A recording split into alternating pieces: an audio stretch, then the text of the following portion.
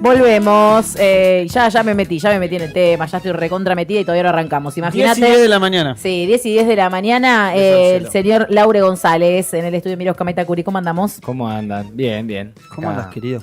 Bien, ya cerrando.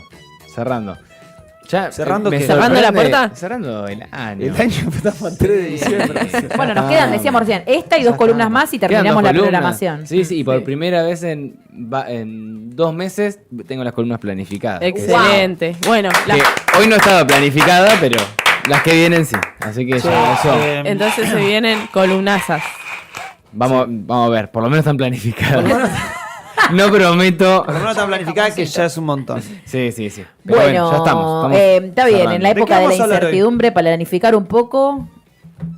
¿De qué vamos a hablar hoy? Como la semana que viene ya spoileamos, vamos a hacer un resumen del año. Bien.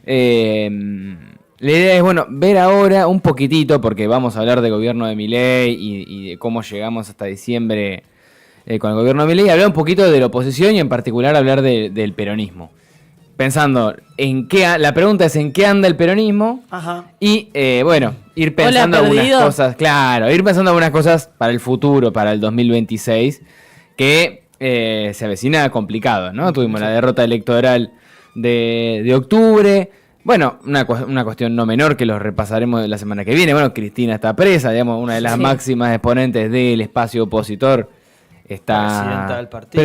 Presidenta del partido, ahora lo vamos a retomar eso al final, porque hay algunos debates que también emergen sobre eso. Y también lo que se espera es en 2026 una avanzada del gobierno de la Libertad Avanza en el Congreso, o no sabemos cuál va a ser la modalidad que encuentre, pero una avanzada en torno a su programa político, económico, con el anuncio de las reformas, ¿no? Exactamente, con el espaldarazo que le dio la elección de octubre y en particular, ahora lo vamos a charlar, la aparición de la reforma tributaria, es como un actor central, pero el rol del resto de los gobernadores peronistas, peronistas, que cada uno irá haciendo su juego en la manera que encuentre para sobrevivir en muchos casos, en otros, iremos viendo, cada gobernador ha tenido sus dinámicas, eso lo fuimos hablando durante el año, ¿no? Sin caer en una cuestión de cuestionamiento permanente, sino tratando de entender cuáles son las lógicas que guían esos acuerdos políticos, lo pensamos mucho con Tucumán, con Jaldo, ¿no? Que también se vio respaldado en las elecciones, porque a Jaldo le fue bien en su provincia. Bueno, los gobernadores que se acercaron a Milei no tuvieron un mal resultado y fueron interpretados como traidores por sus coprovincianos, ¿no? Eso hay que pensarlo, hay que tenerlo en cuenta. Por eso me parecía importante tener en cuenta esos dos actores, los gobernadores y la CGT, y las organizaciones populares, que ahora, al final lo retomamos también. Pero pensemos que ya el gobierno empezó a dar algunas señales de, si me votan el presupuesto, la reforma laboral, yo puedo ir soltando algunas cositas que ustedes necesiten en cada una de sus provincias, ¿no? Cada provincia tiene sus demandas. Ahí tenemos el rol de Santilli como ministro de Interior, que no sabemos si va a ser la gran Francos de ir a negociar cosas y esas cosas después no se cumplen o cómo le va a salir, pero empezó a juntarse con distintos gobernadores y entendemos que puede ser un puente ahí con esos actores. En primer lugar, que es algo que fuimos olvidando y tratando de dejar de lado porque es un poco infumable. Hoy en particular es un día importante de la rosca del Congreso porque primero hay jura de nuevos diputados y a su vez se hace, creo que se llama sesión, espere que busco el nombre para no volasear, sesión preparatoria, que es cuando se arman todas las comisiones que van a trabajar el año que viene, con cada una de las temáticas, ¿no? Hoy es un día importante en el Congreso. Sí, por eso estos días aparecía mucho la discusión alrededor de las minorías, ¿no? Exactamente. De la primer minoría en el Congreso, que es la que después tiene, mejor posicionamiento en las comisiones, que ustedes ya saben, cada ley pasa por la comisión. Exacto. Y también es un instrumento para o trabar legislaciones, en este caso por tener mayorías en las comisiones, o darle distintos dictámenes o rechazar dictámenes, como a su vez también agilizar los trámites de alguna discusión parlamentaria. Por lo cual se generan los bloques y las rupturas de bloques. Exactamente. Casos, ¿no? Bueno, ahora reconstruimos un poquito eso. Unión por la Patria perdería su lugar de primera minoría y pasaría a tenerla la Libertad Avanza y aliados, ¿no? De alguna manera. ¿Por qué ocurre eso? Desde 1987, que el Partido Justicialista era la primera minoría en el Congreso y la pierde. Desde el 1987. Sí, desde el 87. Sería el primer año después del 87 que se pierde.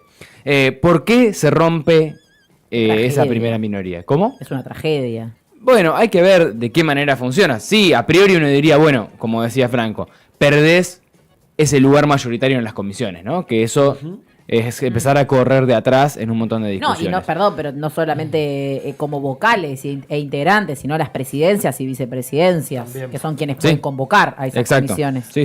Recuerden que algunas presidencias, por ejemplo, de las comisiones, por ejemplo, de investigación y demás, por ejemplo, del caso Libra y demás, hubo que cambiar las presidencias para, por ejemplo, que funcionen y se convoquen. Exacto. Porque ahí estaba sentado Esper, entre otros, y obviamente Esper no estaba en la de convocaba. presupuesto. Es verdad, Esper es la de presupuesto. Y que también... Pagano era el quilombo que hubo en la Claro. Libra. Claro. ¿Se acuerdan? Que ahí fue la discusión para que entre Ferraro. Exactamente, sí. Bueno, después son parte de esas negociaciones internas de cada comisión. A su vez, hay comisiones a las cuales se las da al oficialismo, por una cuestión casi de formalidad.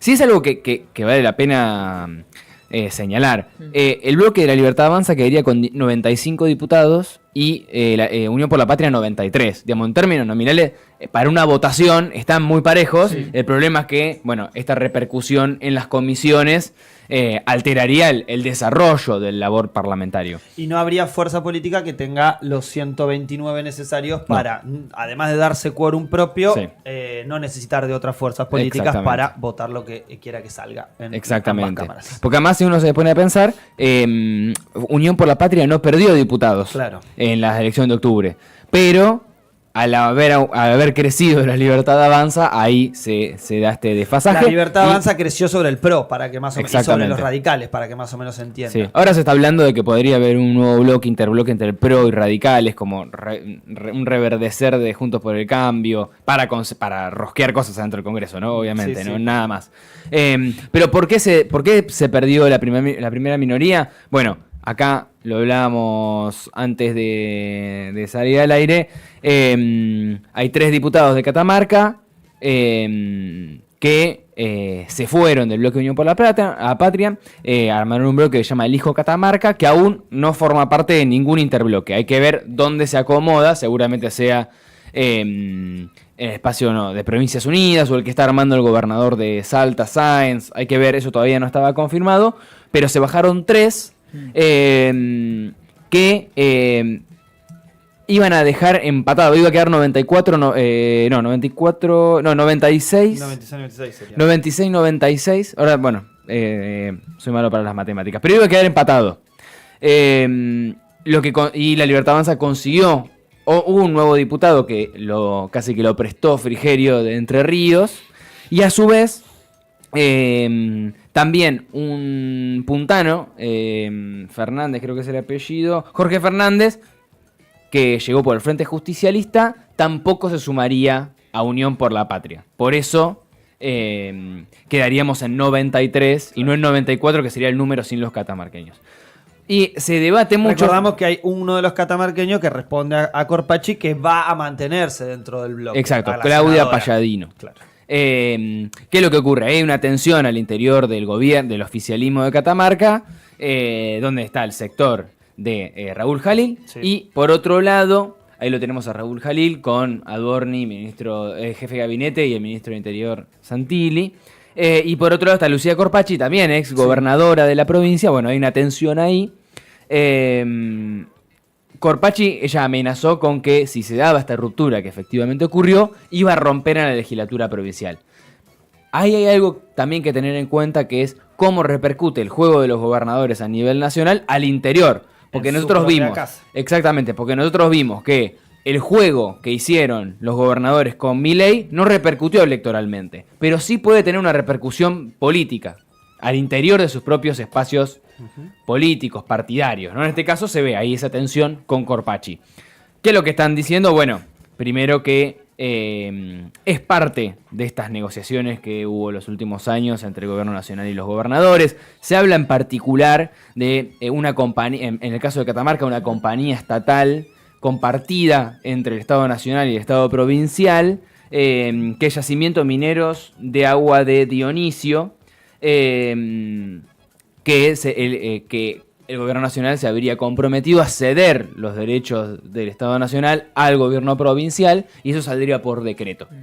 Debería salir próximamente, si es que verdaderamente eso es parte del acuerdo, no lo sabemos, ¿no? ¿Qué es lo que nos va a aclarar el tiempo, como siempre? Cuál es la negociación y cuál es el acuerdo para la conformación de un interbloque, o si realmente hay un planteo de estos diputados catamarqueños de la imposibilidad de coordinar dentro de un bloque nacional de Unión por la Patria, Frente de Todos. Exacto. Hay que ver también que si no se conjugan las dos cosas, digo, a Sí. mí, o por lo menos mi punto de vista con estas discusiones es que ese lugar, digamos, de tanta apertura, negociación, que también existió, hoy lo escuchaba uno de los diputados catamarqueños que se fue del bloque Unión por la Patria, que decía que ese mismo bloque, Elijo Catamarca, ya existió durante el macrismo, digo, no es la primera vez que lo hacen, lo de cortarse solos y defender solo los intereses de la provincia de Catamarca. Digo, pero ahí me parece que está esa doble cuestión entre negociar con el gobierno nacional y esa falta de representatividad que muchos gobernadores vienen marcando desde hace tiempo con el bloque de Unión por la Patria o con la conducción del bloque de Unión por la Patria concretamente, que me parece que es algo que solo echarle la culpa a un acuerdo oscuro o digamos de entrega. oculto de Pero- entrega con el que tampoco, porque No, también porque digo, lo han tampoco. hecho lo van a hacer. Digamos, el tema es me parece a mí que también Unión por la Patria hace rato que dejó de representar los intereses de esas provincias. Exacto, sí, de la Ese es totalidad. para mí de esa la es la totalidad. gran preocupación en el peronismo, Y digamos. un enojo provincial muy tajante con la lógica ambacéntrica. Porque, en la que se da la porque en un momento discusión. tenés enojado, digo, hasta a Quintela de La Rioja, digo, hasta a Quintela, que sigue siendo, lo digo como para poner Sí, sí. un ejemplo de alguien del núcleo de Unión por la Patria, todavía, si se quiere, que incluso hasta a él te lo pusiste enfrente en algún momento. Sí, sí, sí. Entonces digo, ¿cuál es el límite de enfrentarte a todos los gobernadores? No, por eso. No, Es primero igual complicado. quiero aclarar que para mí la negociación de los gobernadores con el gobierno nacional no es una negociación espuria ni nada por el estilo, digo, son parte de los acuerdos políticos. No, hay que ver- cosas que se negocian, digamos, me parece que esos son... A ver, El tema es que eso esté claro y que esté sobre la mesa. Y no, Y no pero que sale- te digan que se van porque no están de acuerdo con una cuestión del peronismo y después No, en pero realidad también entran es en parte, juego. yo supongo que es todo parte de lo mismo, ¿no? De una misma negociación. Decir, bueno, yo hago este gesto político o esta maniobra, bueno, voy a tratar de digamos, que me rinda, por lo menos para la provincia, ese acuerdo. Que se hagan cargo los gobernadores también de este experimento y de esta expresión, sobre todo los que votaron la ley bases, los que garantizaron el decreto, el DNU Sí. 70, porque es parte de las estructuras que le dieron a este gobierno. Sí. Que después obviamente repercute también en sus provincias, porque obviamente la destrucción del empleo, como veíamos ayer también, es transversal y sobre todo en los principales núcleos industriales de todo el país, no exclusivamente aquí en la provincia de Buenos Aires. Sí, hay algo que lo estuve leyendo que está apareciendo como cada vez con más fuerza, que esta cuestión de la senadorización Ahí va. de la Cámara de Diputados.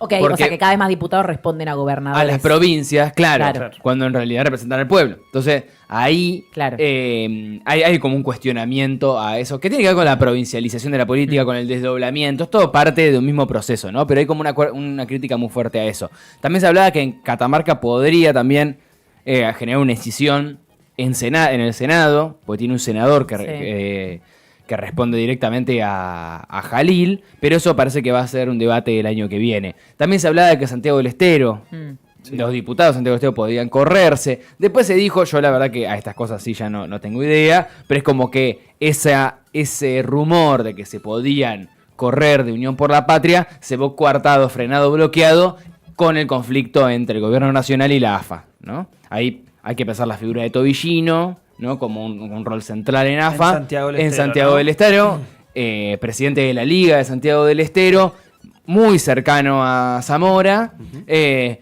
Y algunos decían que, bueno, que esa iniciativa de irse se había frenado cuando el gobierno nacional había apuntado directamente sus cañones contra AFA y en particular contra la figura de Tobillino. Eso, la verdad que no lo podríamos confirmar porque son rumores, pero son esos conflictos que aparecen ahí. Después, en relación también a esta cuestión de los cuestionamientos a esta falta de representatividad de Unión por la Patria, se debatió si Germán Martínez iba a seguir siendo el presidente del bloque. Eso finalmente quedó así. Veremos qué ocurre el año que viene, qué dinámica tiene, pero están los rebeldes que se van, ¿no? Y por algunos otros acuerdos también deciden armar su propio bloque, pero están los rebeldes que se quedan y sigue estando latente ese planteo de romper el ambacentrismo, de ser más representativos y demás. Uno de los debates fundamentales y que va a partir aguas, me parece, dentro del peronismo es qué hacer con la reforma laboral, que va a ser el debate del año que viene. Y que también plantea una encerrona, ¿no? Por un lado, Sí. que es, la negación per se genera una encerrona concreta, ¿no? Nadie en estas condiciones del trabajo en la Argentina podría decir que no es necesaria una construcción de un paquete de leyes que obviamente modifique este estado actual, ¿no? El problema es hacia dónde se va, hacia qué lugar. Viendo los datos que veníamos teniendo de la cantidad de despidos que existen y por lo menos los pocos elementos que ha presentado el gobierno nacional y las cosas que han sacado a superficie, digamos, son cuestiones restrictivas o por lo menos que nos retrotraen a perder derechos laborales. La gran discusión es cuál va a ser el planteo de una oposición que debe mostrarse férrea y sólida, sobre todo con discusiones estructurales, como las reformas que pretende hacer el gobierno, y de la misma manera las estructuras sindicales, ¿no? Sí. Que también plantean esto de nosotros tenemos nuestros representantes que tienen diálogo con el gobierno y que también discuten, ¿no? El caso, por ejemplo, de la CGT con Gerardo Martínez de la UOCRA, que es el designado por la conducción para la relación con el Ahí gobierno tenemos nacional. una fotito de Gerardo Martínez, después la podemos poner. Ahí hay una cuestión, una tensión, porque es que el gobierno todavía no blanqueó cuál es el proyecto. Todavía no construyó verdaderamente los canales de diálogo serios sobre la reforma laboral, más allá del Consejo de Mayo al que va Gerardo Martínez, pero no está claro. Entonces lo que han salido a decir, bueno, a su vez a partir de esta nueva conformación de la CGT, ¿no? Con Sola, Jerónimo y Argüello, es decir, nosotros hasta que no haya una propuesta concreta nosotros nos vamos a oponer, ¿no? Después apareció esta semana este diálogo entre la conducción de la CGT y Sergio Massa diciéndole vayan a debatirlo, no pueden rechazarlo así de plano. De cuajo. Exactamente, tienen que debatirlo, tienen que dar esa discusión y ahí empiezan a aparecer, bueno, qué ceder y qué no. Esa es la cuestión, ¿no? Que está dando vueltas, porque el debate se va a dar, rechazar así de lleno es difícil, porque los números para que salga tal vez se puedan construir. Por ende, bueno, ¿qué cosas no ceder, ¿no? Y ahí la CGT plantea algunos ejes sobre, bueno, hasta dónde avanzar y qué no. Por ejemplo, estuve viendo, decían, la ultraactividad, Sí. no tocarla, las paritarias, tampoco tocarla, los convenios colectivos, las vacaciones. Se está tocando todo. Exacto, digamos, está planteando eso. Después dicen, bueno, la cuota sindical no está ahí, no dicen no la toquen, pero dicen es difícil que la toquen, ¿no? Salen a decir, bueno, estos tres ejes no, pero lo que no se entiende es, bueno, que sí, ¿no? Porque la propuesta empresarial entendemos que quienes son los bufetes de abogados de la UIA son los que están redactando este proyecto. Sí. Y que hay algo ahí también que trata de modificarse, que es una estructura sindical más similar a la de otros países de América Latina. Esta cuestión de, por ejemplo, que los trabajadores se organicen no por sindicato, sino por actividad Exacto, realizada. sí. Con lo cual, eso también modifica una tradición política de la Argentina de más de 80 años y que por lo menos la estructura sindical, pese a lo que le parezca a muchísimos, habla de una estructura de consolidación social y de organización social muy propia de nuestro bagaje como sociedad en estos últimos 80 años, ¿no? Las estructuras propias de los sindicatos, las obras sociales, piensen desde los campings propios de vacaciones, todo eso habla de una construcción de un modelo sindical que está claro que en esta discusión se va a poner en jaque gran parte de ese presupuesto. Sí, después lo leí, creo que una nota de Mariano Martín en el Destape. Mariano Martín es una persona que ha cubrido gremial mucho tiempo, lo sigue haciendo. Y él planteaba como que Caputo les había dicho que no era la intención avanzar sobre las estructuras sindicales, sino sobre las reglas de juego en torno al mercado de trabajo, exactamente. No lo vamos a cagar a usted, vamos a cagar a los trabajadores. Hay una cosa que es que también lo dice, creo que Mariano Martín en una de las notas que sacó en el Destape, plantea que hay una especie de proyecto dando vueltas para menores de 30 años, sub 30, diciendo que gran parte de la juventud está en la informalidad. Entonces tenemos que buscar una manera de formalizar a esa gente, pero que el costo no sea informalizar o quitarle derechos a los que ya tienen trabajo formal. Entonces hay que construir como una legislación para esas personas que están en la informalidad y obviamente con ciertas condiciones flexibles. Cuando rompés la barrera cuando pasás los 30... La gran pregunta igual de todo esto una legislación? Es muy difícil hacer una legislación por edad. Asalariados de segunda clase. Claro. Una cosa así.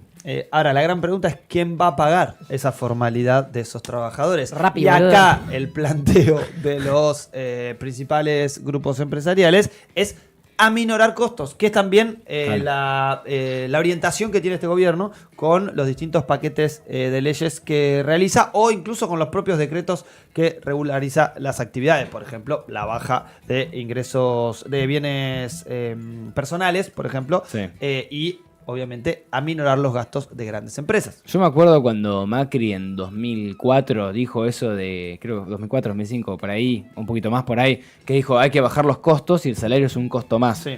Y hubo una indignación generalizada cuando dijo eso. Sí. Y ahora uno lo piensa y dice, bueno... El salario no es un costo ni una ganancia, se decía, ¿no? Exactamente. Bueno, corren otros tiempos. Hay otra de las cuestiones que hay que atender, es que el Partido Justicialista sacó también una especie de propuesta o un punteo de cositas de lo que debería ser la reforma laboral. Una comisión que se viene juntando, tanto por esto como por el tema de deuda, que viene trabajando bastante dentro de la estructura del partido. Bueno, es un contraste total con lo que se ve con el discurso del gobierno. Hay reducción de la jornada laboral, recuperación del salario. Hay algo que habla de, dice, reconocimiento de ampliación de derechos mediante reformas que contemplen la realidad del trabajo contemporáneo, y habla de desconexión digital, licencias parentales, extender coberturas y derechos a monotributistas, y bueno, avanzar en la participación de los trabajadores en las ganancias, ¿no? Bueno, hay un consenso general ahí. Ahí aparecen algunas críticas, que es que, por ejemplo, no hay un reconocimiento en ese punteo de la economía popular, por ejemplo. ¿No? Es como muy, voy a decir algo de prejuicioso, pero hay como una cosa muy CTA en el punteo de, trabajadores formales, está bien. con un discurso así más progre, digamos, vinculado a lo que está pasando en Europa también, con la reducción de la jornada laboral y demás, la desconexión digital. Yo no estoy en desacuerdo para nada, pero me parece que falta como una pata de lo que verdaderamente está habitando la informalidad total, que en algunos lo denominamos economía popular, otros todavía no quieren aceptar ese concepto, y está bien. Un sector la cosa profundamente golpeado con, a ver, si uno dimensiona que el programa Potenciar Trabajo era la estructura salarial que estaba atada al salario mínimo vital y móvil, era parte de esto, algo que hoy está congelado, persiste congelado en 78.000 pesos, y que obviamente tampoco está atado al salario mínimo vital y móvil, que de hecho el aumento fue regulado por el gobierno en 6.000 pesos. Ahora, ya que estamos, y lo adelanto, para pensar el futuro, hay que ver cómo se va a posicionar los gobernadores, la CGT en este conflicto. Y ya que estamos hablando de las organizaciones populares, ahora, por ejemplo, otra vez lo escuchaba a Peluca Gramajo, secretario general de la UTEP, hablando de una propuesta de estatuto del trabajador de la economía popular, por ejemplo, ¿no? Que está bien, digamos, si el Estado no construye ese estatuto es difícil la implementación, pero que se esté pensando en otros mecanismos de institucionalización de la economía popular. Sí, y que no se piense en la informalidad como todo lo mismo. Exacto, Porque no es lo mismo la informalidad de aquel que, por ejemplo, no tiene registrado su emprendimiento que la informalidad de quien se dedica a trabajar en una cooperativa. Digo, Exacto, no es lo mismo. Entonces, también hablar de una política para formalizar a todos esos trabajadores. No. Es muy complicado, pero bueno, eso implica meterte en el barro de entender cómo está configurada la clase La trabajadora complejidad de esa argentina estructura hoy en día económica. y proponer respuestas localizadas y reales. Y además bueno, ya eso- hay algo que se está escuchando últimamente, pero creo que Sí. se lo escuché a Martín Rodríguez la última vez. Que ¿Martín esta Rodríguez ley, el periodista o Martín Rodríguez? El periodista. Hay varios. ¿qué Rodríguez? No, hay uno que es, no es que un armador político también. Sí, y el decano de UCEMA no ¿Viste? es... Hay varios. Bueno, el rector Martín de UCEMA Rodríguez, no el es periodista. No, ese es Carlos Rodríguez. Carlos, sí. El de- Carlos el Rodríguez. de- no importa. No importa. A ver, Caliniano. Lo que quería decir es, esta reforma laboral, Sí. la expectativa no es que de pronto va a destruir la informalidad.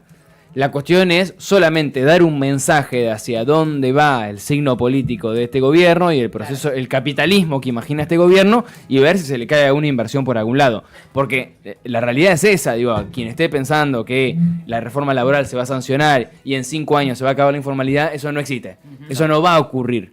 La cuestión es que esto es... Por eso también me parece que hay una predisposición de actores que no sé si están tan de acuerdo con la reforma laboral a negociarla. Porque hay que ver si esto se puede implementar concretamente, qué impacto va a tener en la realidad. Vos decís Si que no es dicen, más un bueno, gesto. si es a cambio de una inversión, te doy los votos, total.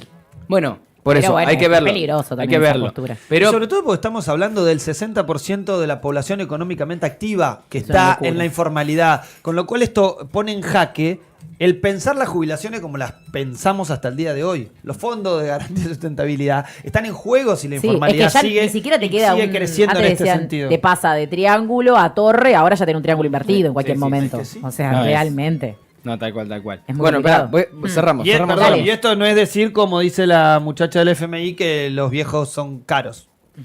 Christine Lagarde, ¿no? Ah. Que no es por eso.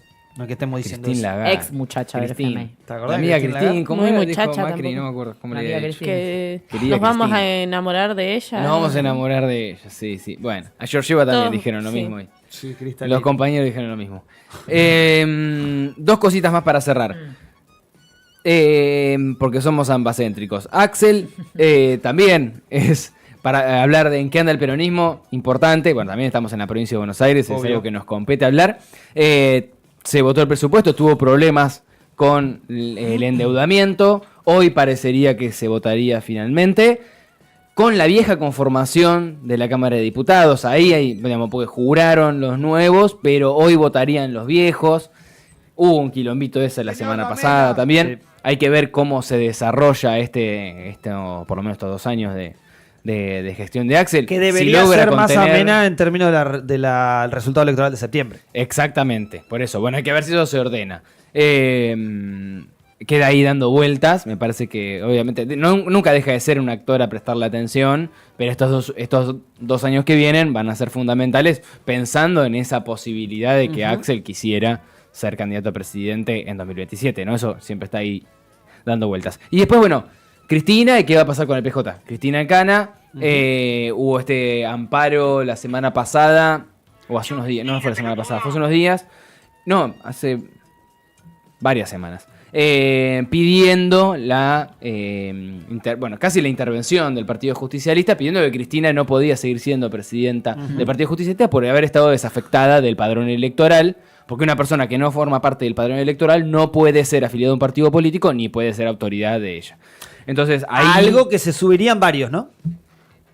Bueno, lo presentaron 3 personas, bastante ignotas, salvo, bueno, justo ahora se hizo conocido porque es el hijo de Felipe Vallese, que es asesor, era asesor de Walter Correa en el Ministerio de Trabajo de la Provincia de Buenos Aires. Ayer Walter Correa decidió apartarlo con una frase que vivo dando vueltas, que acá no se bancan librepensadores, ¿no? Como que medio que se cortó solo junto a 2 personas más, de apellido Villegas y Arias, que hacían candidato en la Ciudad de Buenos Aires y demás, pidiendo la depuración de los padrones y que Cristina no podía seguir siendo autoridad del PJ. Esto nos remonta a la presidencia de Macri cuando se pidió la intervención también del partido por parte de Barrio Nuevo y Servini de Cubría, quien ahora también recibió este amparo, aceptó Dio el lugar. pedido de Barrio Nuevo, fue quitado Gioja de ese lugar y asumió Barrio Nuevo y estuvo un tiempo y después fue quitado nuevamente Barrio Nuevo y volvió a estar Gioja. ¿No? Esas cosas que ocurren Barrio con Nuevo la y Julio, justicia y argentina. Julio Bárbaro.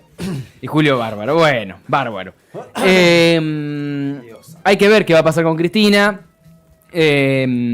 Ahora lo que estaba viendo es que, bueno, hay que ver qué mensaje quiere dar en relación a esto, porque hay una cuestión legal, de verdad, digamos que ella no está en el padrón electoral, por ende hay una complicación ahí. Y ahora, creo que en marzo, se presentan como los balances del partido y hay que ver si los puede firmar o no. Y en ese marco, o antes de marzo, hay que ver qué decisión toma en relación a la presidencia de ella en el partido, porque ella no estaría habilitada para firmar esos Una balances. sobredeterminación también de la judicialización de la política, ¿no? Y en este caso de los partidos políticos.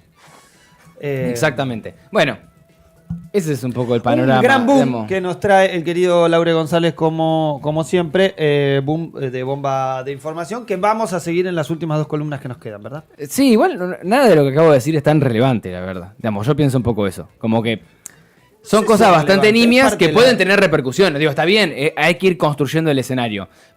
Pero después uno tiene que poner a escarbar en qué andan 3 diputados de Catamarca. Digo, es relevante porque te puede cambiar una votación, pero tampoco es tan relevante como que el peronismo, no sé, tuviera un proyecto de reforma laboral ya presentado en el Congreso. Por ejemplo, digo, eso sería, si viniéramos a hablar de eso, eso sería para mí significativo. Ahora estamos recauchutando cositas. Podríamos haber hablado de los pedos de las vacas. También. Y vos decidiste Hoy no en el chat traerlo. lo estaba Bueno, pidiendo. sí. el Vos tema. decidiste no bueno. traer lo de los Y- pedos de las vacas, ¿eh? Y además que Así decía el Papa hacete Francisco cargo que importa también. más la realidad que la idea, así que lamentablemente esta es nuestra realidad.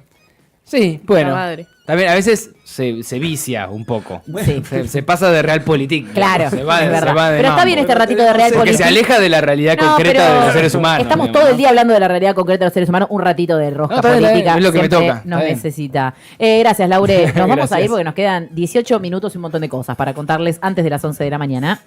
En Revista Trinchera no reproducimos información. Analizamos los distintos hechos que suceden en nuestro país